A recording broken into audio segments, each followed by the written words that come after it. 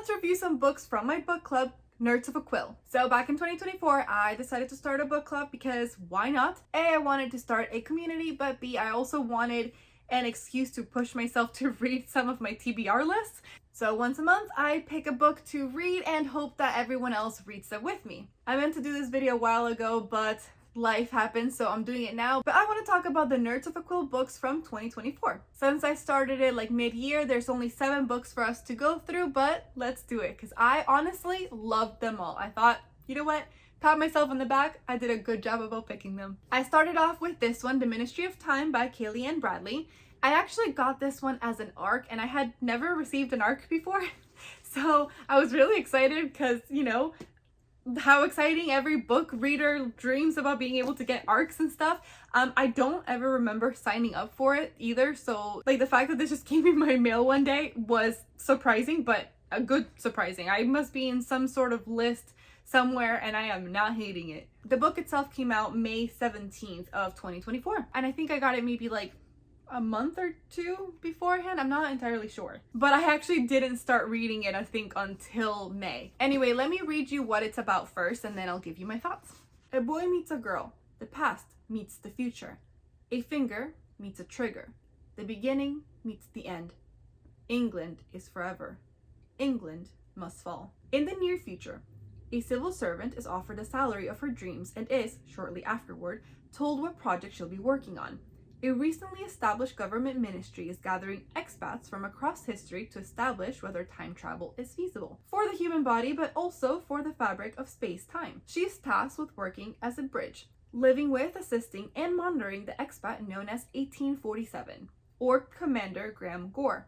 As far as history is concerned, Commander Gore died on Sir John Franklin's doomed 1845 expedition to the Arctic. So he's a little disoriented to be living with an unmarried woman who regularly shows her calves, surrounded by outlandish concepts such as washing machines, Spotify, and the collapse of the British Empire.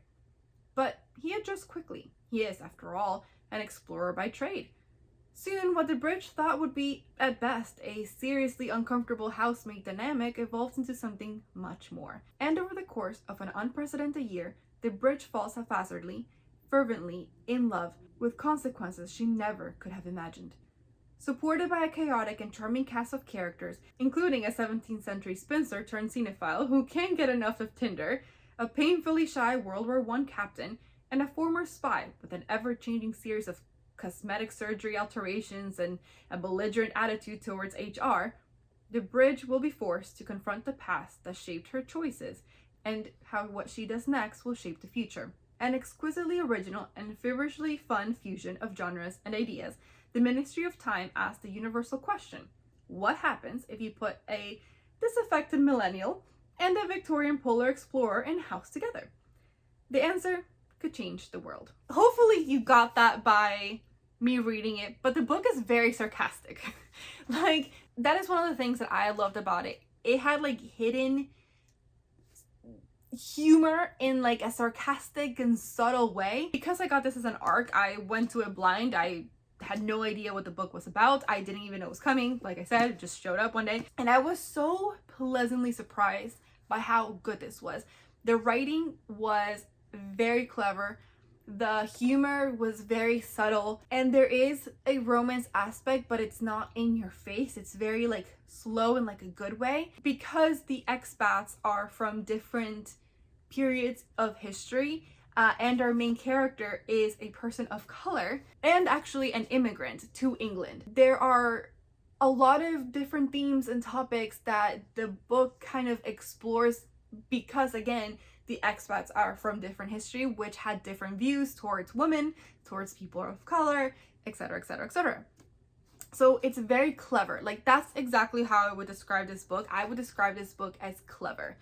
I think it's totally worth it. If you're looking for something like a big romantic book, this is not it. The romance is there, but it's not like this. Like I said, it's very like slow and subtle. I don't know how to talk about it without feeling like I'm gonna spoil things. But yes, if you like clever writing and if you like witty humor, this is your book. Recommend. I'm I don't remember what I rated it, but I think like a 5. Like it's just like a 5 out of 5. Like it is very good. I honestly recommend it. The next book that I had in my book club is The Bad Ones by Melissa Albert. So I don't know if you guys know, but I have a show called The Nerd Tea in which I interview authors. And I was going to interview Melissa, or I was prepping to interview Melissa just around the time that I needed to pick the next book for the book club. And so The Bad Ones had come out, I think, not too long before. I think she was touring or interviewing for this book already. So it was fairly new, and I like to pick book club books that are new, and that if it's a series, it's the first one of a series, but this one in particular is standalone. So I decided to pick this one because I was gonna read it anyway, so that I could interview Melissa. And it just sounded really interesting, and it had all my requirements of being brand new and of not being like the second of a series or anything because it's standalone. So that's why I went for it. And I am so glad that I did. Honestly, Melissa Albert is such an exquisite writer. So let me read you what the book is about. Goddess, count to 5. In the morning, who's alive? In the course of a single winter's night, 4 people vanish without a trace across a small town. Nora's estranged best friend, Becca, is one of the lost. As Nora tries to untangle the truth of Becca's disappearance, she discovers a darkness in her town's past, as well as a string of coded messages Becca left for her to unravel. These clues lead Nora to a piece of local lore, a legendary goddess of forgotten origins who played a role in Nora and Becca's own childhood games. An arresting crossover horror fantasy threaded with dark magic, The Bad Ones is a poison pen love letter to semi-toxic best friendship, the occult power of childhood play, and artistic creation, and a razor-thin line between make-believe and belief. So this book is YA, but it is unnerving. I have found that Melissa Albert writes books that are a little unnerving. They're not horror, quite like scary, gory type thing, like people running away from monsters. Like you're not gonna run away from a psychotic clown or something like that. But it is creepy. It kind of toys the line where you're like, is there something fantastical going on or not? Like you just don't know what's going on. And her writing is so vivid that you literally can smell like where the character is. You can taste it, you can feel it, you can like it's hear it. I don't know, like it's crazy how vivid everything is, and how much it keeps you on your toes. And this explores that like disconnect from when you are at an age where some people are still a little bit more innocent in their childhood and some aren't, and what that does to a friendship, and can a friendship sort of survives that change as people turn into adults type of thing. And yes, like it's like I said, it's just very, very good. Recommend for sure, especially like I said, if you like sort of like unnerving writing, this is the best book for that. I loved it. Loved it. And my conversation with Melissa Albert, by the way, was absolutely lovely. Go check it out. The show's called The Nerd Tea. It is available on YouTube, Spotify, and Apple Podcasts. Anyway, the point is, recommend. Yay! The next book was When the Moon Hatched by Sarah A. Parker. So this book I had kind of heard rumblings about for a while. I had heard things like people were recommending it a lot. And one of the things that interests me about it was that it was about to be re-released. Because it had first been published as indie, and it was going to be re-released as a traditional book. And I thought, wow, that's amazing. This is a side note, but I absolutely love how indie publishing has changed because of social media, and how something that was so looked down upon, now people are discovering new authors that are indie publisher, and discovering that just because they're independent doesn't mean that they're bad writers.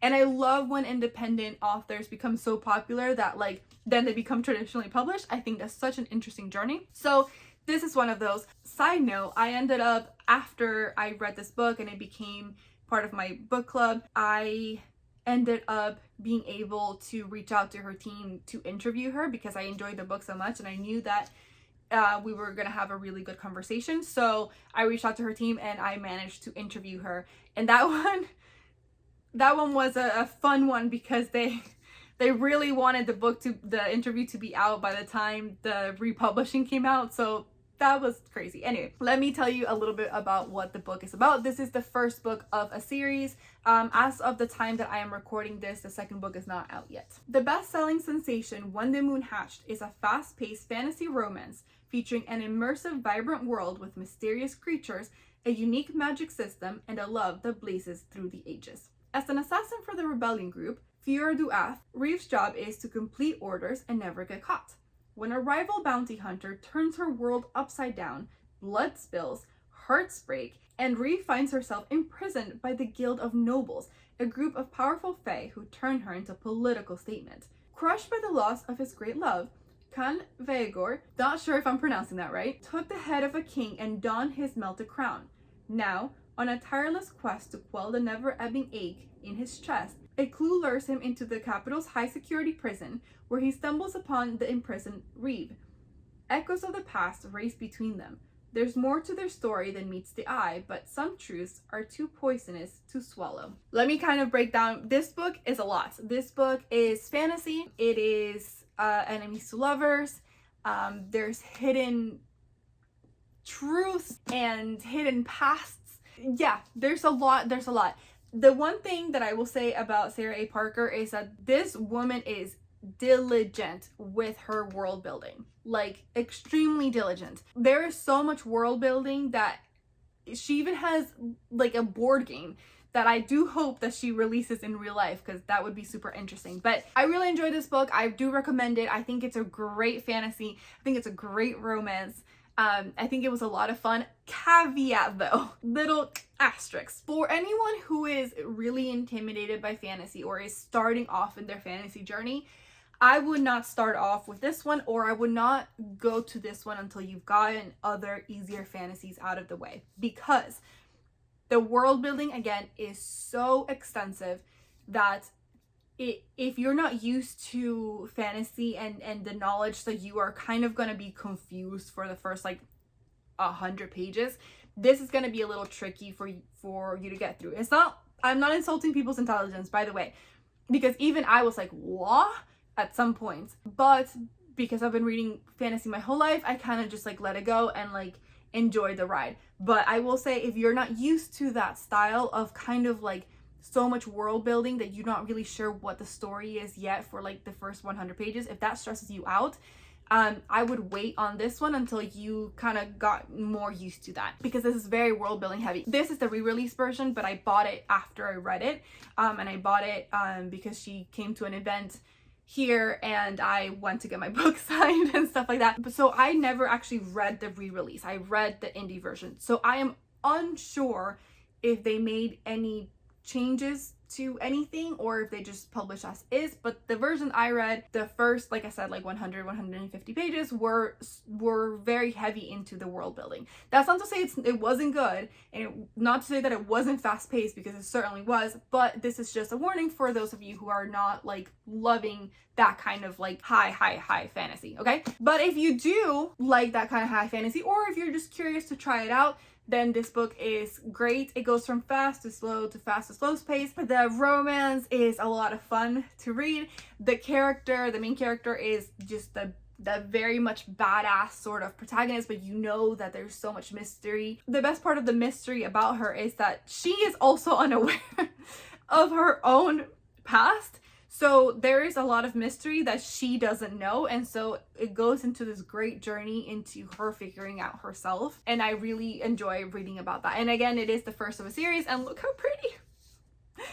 So yes, so recommend if you really like high fantasy and if you love romance and enemies to lovers and the badass sort of protagonist. The next book that I recommended was The Temptation of Magic by Megan Scott, and I want this book to get so much more hype. I don't know why it hasn't gotten much more hype. I think it deserves a lot more hype. Honestly, like, please people discover this book. This is an upper YA lower NA. So the main character is in college, so there is a little bit more adults, but not super. So that's kind of where the vibe is. So I discovered The Temptation of Magic. I actually don't remember why. I think it kept coming up in my feed and I was like, what is that? Must read it. And mostly because Megan Scott's, the way that she promotes her book, everything is very aesthetic, like that like UK library type of aesthetic, and I love that, like that like dark academia type thing. And I was like, okay, let me just read it. I ended up loving it so much that I reached out to her to see if I could interview her, and I have. At the moment that I'm recording this video, that episode is not out yet, but maybe it will be by the time you read this. Regardless, she is going to be a guest, or she is a guest depending on when you're seeing this. Let me tell you a little bit about what this book is about before I give you my thoughts. Nicole has hidden all her life from the Wake, the shadowy organization that governs all supernatural creatures. If they discover that Nicole is an Imperial, a shape-shifting immortal hunter, they'd force her to join them or kill her for resisting, like they did her mother. But Nicole's mother left behind something invaluable, a secret message hidden within a supernatural art collection, a key to destroying the Wake for good. Nicole is just steps away from uncovering the truth when the collector is murdered and the painting stolen. And then the Wake sends their best Imperial assassin to hunt down the creature responsible for the murder and find the painting. Kian is handsome, perceptive, and impossibly dangerous, both for his lethal abilities and the powerful connection sparking between them as they are forced to work together to track down the painting. Because if Kian finds out that Nicole is a rogue Imperial, he'll have no choice but to hunt her next. After all, no one disobeys the Wake and survives. Come on, you can't tell me that doesn't sound amazing. So, things that I loved about this book, and I mean love, this is the kind of book that I will reread, and I can't wait for the second one. I have to wait so long. This is so good. Anyway, things that I loved about this book. One, the entire book is like an aesthetic Pinterest board come to life. Like, it is, you just want to be somewhere in like Ireland, just, I don't know, walking by cobblestones or whatever when you're reading this book. So the book is based in the real world. It is based in Ireland, if I'm not mistaken. The main character, Nicole, is an art history student, and she specifically is focusing on paintings that depict supernatural creatures or events. And for us humans, this is just art. But she knows that there are actual moments in time or creatures actually living in the supernatural world that are hidden. And like you heard, her mom left a clue because her mom was killed by the Wake, which is a group of Imperials who control the supernatural world, because the Imperials, and this is what I find amazing, that this author created a new supernatural being that can basically adapt their power depending on who they have to fight with. And their power only activates when the other creature makes a decision that they're going to kill, which makes them feel all superior, because it's like, well, if my power only activates when somebody's trying to kill someone, then that means I'm good, right? And so I love that, because you get to see the point of view from Nicole, who is trying to find the clues that the mom left, who was murdered by the Wake. And so she and her family, they don't trust the Wake. And then you get to see from Kian's point of view, who is part of the Wake. He is basically the Wake's most powerful soldier, and he believes that he's doing some good. And so there is that like that tension between, like, he can't find out that she is what she is, and he is interested in her, and he's super confused as to why she's so afraid of him. He's like, I'm the good guy, the hell is going on? There's an enemies to lovers aspect, but not really. It's enemies to lovers from Nicole's point of view. From his point of view, it's like, yo, why can't we, like, what? You're interested, I'm interested, what is happening? And so it's really fun. It's a really fun book. It's really great writing, and it's very unique. And yeah, it's the first of a series, so recommend. The next book in the book club is Mexican Gothic by Silvia Moreno-Garcia. So this is a Gothic sort of kind of fantasy-esque, but not really. It's like based in the real world. It's more, you know what? It's more Gothic supernatural, I will say. It is based in the real world. It is based in 1950s Mexico, and there's a lot of Mexican culture in it, but it's very, very good. It is also very unnerving, very kind of creepy, and very mysterious. You literally are like, what is going on? You know something is going on. First of all, the protagonist is like gaslighting herself, and so you're kind of gaslit. You're like, is something going on? What is going on? And so there's a lot of kind of creepy mystery. Let me read to you what it's about. From the author of Gods of Jade and Shadow comes a reimagining of the classic Gothic horror novel, a story about an isolated mansion in 1950s Mexico, and the brave socialite drawn to its treacherous secrets. After receiving a frantic letter from her newlywed cousin, Noemi Taboada heads to the High Place, a distant house in the Mexican countryside. Noemi is an unlikely rescuer. She's a glamorous debutante, more suited for cocktail parties than amateur sleuthing, but she's also tough, smart, and not afraid. Not of her cousin's new English husband, a stranger who is both menacing and alluring, not of his father, the ancient patriarch who seems fascinated by Noemi, and not even the house itself, which begins to invade Noemi's dreams with visions of blood and doom. Noemi's only ally in this inhospitable place is the family's youngest son, but he too may be hiding a dark secret. As Noemi begins to unearth stories of violence and madness, she is slowly drawn into a terrifying yet seductive world, a world that may be impossible to escape. Yeah! Noemi is a socialite, like you just heard. Her cousin, who they grew up together, her cousin's letters start being kind of sus, and so Noemi's father sends her to check out what the heck is going on. And so Noemi goes, and she finds that her cousin is sick. She's constantly sleeping. She's being given these medications.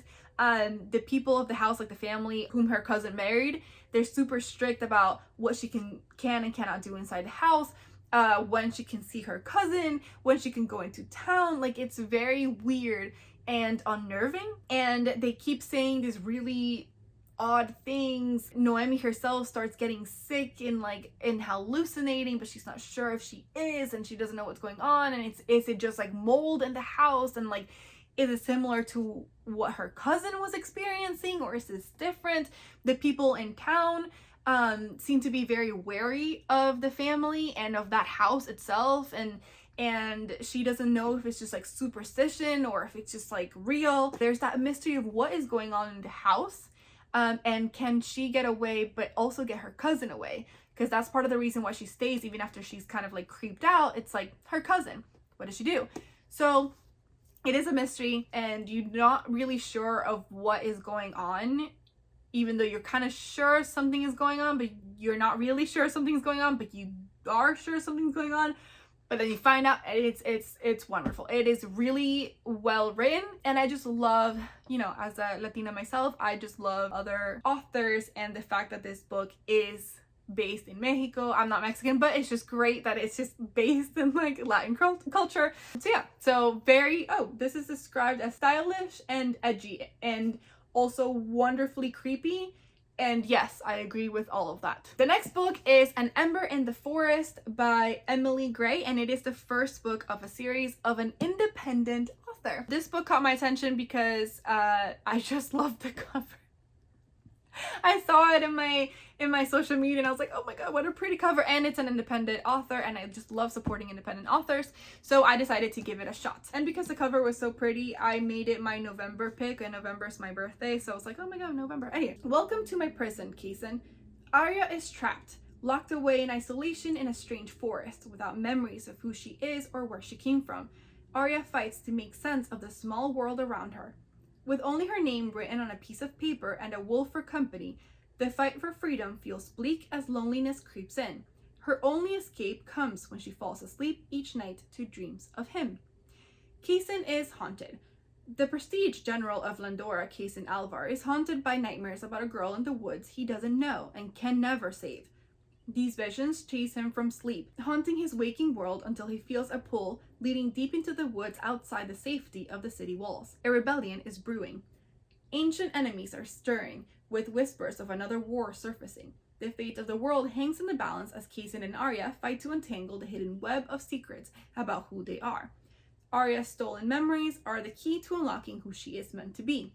The secrets of the system force Casson to face the dark truth about his world and which side he will choose to fight on. Essentially, the book is about this general, and he is the son of the big general, the big boss of this world, and the humans are basically in charge of this world. Years way before Casson was born, there was a war with angels and the humans won. The humans had magic at the time, but there was a lot, besides the war, there was a lot of discontent because some people had more magic than others, and so in order to sort of even everything out, the humans gave away their magic, so now everything was even.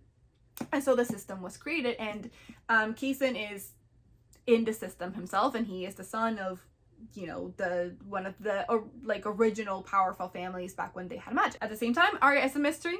She has no idea where she is, trapped in this dome that is like perfect for her and protects her, and everything is pretty, but she literally cannot get out. She has like a wolf companion, but other than that, she has no one to talk to. She doesn't know who she is other than her name. She doesn't know how she got there. She doesn't know anything. And Casson somehow ends up going into the dome, and that's where our story basically starts. So I will say that this book was very original, had a lot of really great world building, had a lot of mystery and intrigue. Casson was the shadow daddy. I love a book where the protagonist doesn't know who she is and is trying to fight who she is and everything. And I will say there was a lot that happened in this book. She updated this version of the story, so I got the version before it got updated where there was going to be some like spelling mistakes, but I knew that buying it. Like, she advertised it as so. She said this one particular has like spelling errors, and so I bought it with that. She has since updated it, but I obviously don't know what she has changed, if only the spelling, I'm not sure. So yeah, so this is a very good book. I really enjoyed it. I will say the only thing is I think this book might have been better separated into either two parts or taking away some parts in the middle, because sometimes the pacing was a little slow. Overall, I think it was really cool. Even though I say the pacing sometimes was slow, a lot did also happen. So I know that's kind of like, it's just a very unique world building. I think it's really worth your time. I think it's a great fantasy. I think it's a great romance. It's very slow burn, a kind of like a will they, won't they type thing. So that's really exciting, and it is the first in a series. So, you know, support an indie author and check it out. The very last one that I recommended for 2024 was Quicksilver by Callie Hart. And this is another one that I saw was getting a lot of chatter about this book. And this is another one that was, I believe, originally published indie, or I'm not sure, but it was republished. I'm not entirely sure why, but it was republished. So this one is a high fantasy. It has, you know, your shadow daddies. It has your enemies to lovers. It has fae. It has somebody sort of sucked into another world type of thing. Let me read to you what it's about. Do not touch the sword. Do not turn the key. Do not open the gate. 24-year-old Sarah Spain is good at keeping secrets. No one knows about the strange power she possesses, or the fact that she has been picking pockets and stealing from the Undying Queen's reservoirs for as long as she can remember. In the land of the unforgiving desert, there isn't much a girl wouldn't do for a glass of water. But sooner or later, every secret comes out. When Sarah comes face to face with death himself, she inadvertently reopens a gateway between realms and is transported to a land of ice and snow. The Fae have always been the stuff of myth, of legends, of nightmares, but it turns out they're real. And Sarah has landed right in the middle of a centuries-long conflict that might just get her killed. The first of her kind to tread the frozen mountains of Yuvelia in over 1,000 years, Sarah mistakenly binds herself to Kingfisher, a handsome Fae warrior who has secrets and nefarious agendas of his own. He will use her alchemist magic to protect his people, no matter what it costs him or her. It is kind of portal magic because she's taken from her world into his world, and there is this whole mystery about why her world is the way it is and why his world is the way it is, and things that happened in the past way before she was born, and this magic that like was kind of more common and now it's not more common, and who else has this magic, and Kingfisher is now trying to save his people and using her to do it, and all she wants to do is get back and see if her brother is okay. And so yeah, there's enemies to lovers romance, obviously there's hidden powers, Fae. Like I said, what I like about this also is that Sarah is older. She's like 20 something, 20 actually don't remember, but she is in her 20s. So that I love. So it's a little bit more mature. If you like spice, this is very spicy. It's also fighting, you know, badass character, stuff like that. And also it just got picked up for a series for Netflix. So if you want to read it before it becomes a series, this one is it. Yeah, I really enjoyed it. I thought it was really good pacing. It was very fast paced. A lot happened in this book, but it just kind of went and went and went. And obviously it was like, there was like a lot of tension and slow burn and mystery. It had its funny moments. I think the protagonist was very likable because she wasn't like stupid, you know? She didn't make decisions just to like, I don't know, she didn't make dumb decisions. She was very capable and she knew what she was capable of and what she wasn't. She knew her limits, and I really enjoyed that in a character. So I thought it was really, really fun to read, and I definitely recommend. That's it. Those were the 7 books that I recommended for my book club in 2024. Hopefully you have read some of them. If not, hopefully you will want to read them now that you've heard about them. And of course, since then I've also recommended other books for my book club, so please check it out. It's called Nerds of a Quill. I also post about it on my Instagram and on Tome and everything, so go check it out and join me in the discussions. Let me know if you read any of them in the comments and let me know what you think of them. See you in the next page.